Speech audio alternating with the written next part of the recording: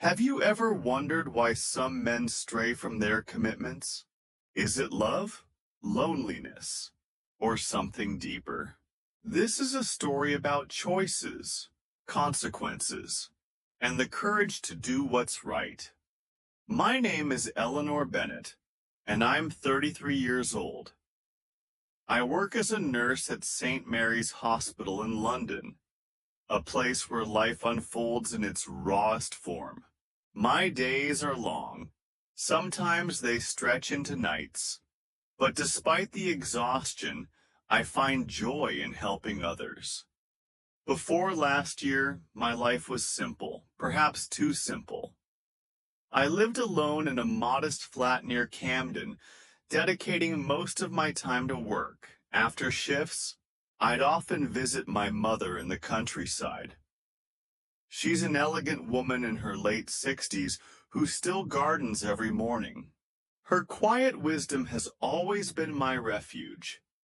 But everything changed one crisp autumn day. A new doctor joined our hospital staff. His name? Dr. James Whitaker. At 31, he was 2 years younger than me, but his presence commanded attention. Tall, with tousled brown hair and piercing blue eyes. He carried himself with effortless charm. All the nurses whispered about him. He was kind, witty, and disarmingly handsome. At first, I didn't think he'd notice someone like me.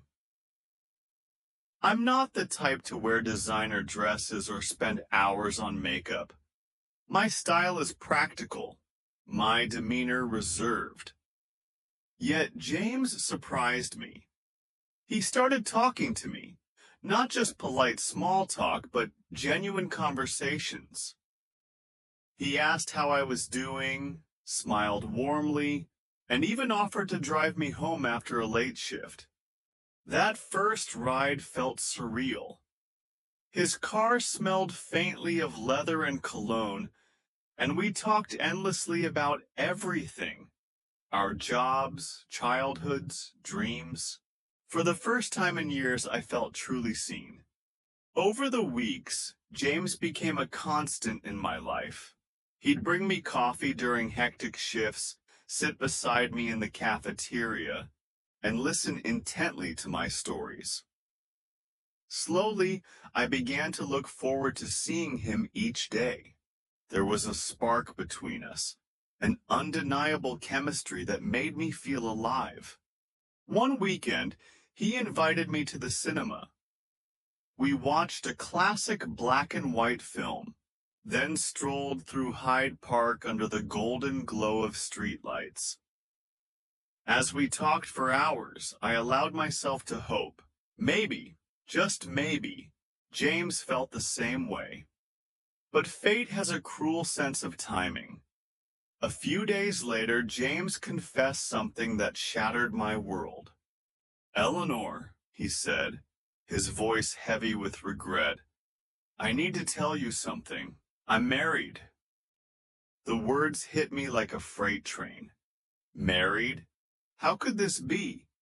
He never mentioned a wife, nor did he wear a ring. James explained that his marriage to Laura Whitaker had grown distant over 5 years. They had little in common, spent minimal time together, and led separate lives. "I'm not happy, Eleanor," he admitted, "but when I'm with you, I feel alive. You make me feel like myself again." I was torn. Part of me wanted to believe him, to think that what we shared was special, but another part recoiled at the thought of being the other woman. I couldn't reconcile the man I admired with the reality of his betrayal. A week later, I stumbled upon James by chance, at Harrods of all places. He was laughing with Laura, his wife. She was breathtakingly beautiful, with sleek blonde hair and an air of sophistication. Watching them together, I felt invisible. If she was perfection incarnate, Why would James choose someone like me? That night, sleep eluded me. Questions swirled in my mind. Why did he pursue me if he already had a wife? Was I merely a distraction? Or worse, a pawn in his internal turmoil? The next day, I confronted him at the hospital. James, I saw you with Laura, I said, my voice trembling. You looked so happy together. Why are you here with me? He sighed, his expression pained. Because with you I can be me. Laura and I were strangers sharing a house, but you make me feel alive. Though his words touched me, I knew I couldn't continue down this path. I deserved better than half a heart. After much reflection and a heartfelt conversation with my best friend, Sophie, I realized the truth. I couldn't build a future on someone else's ruins. Sophie reminded me, Eleanor, you deserve someone who chooses you without hesitation. Don't settle for scraps. So I met James one final time in Regent's Park. James, I began, my voice steady despite the ache in my chest. I care about you deeply, but I can't be responsible for breaking your marriage. You need to decide what you truly want.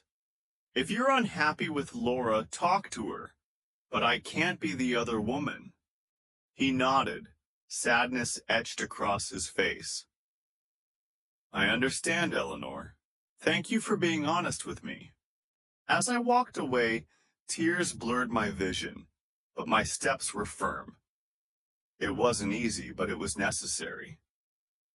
Sometimes, doing the right thing means letting go, even when it hurts. Life is full of difficult choices. But remember this, choosing yourself isn't selfish. It's essential. If you enjoyed this story, please like, subscribe, and share. Let's keep these conversations going.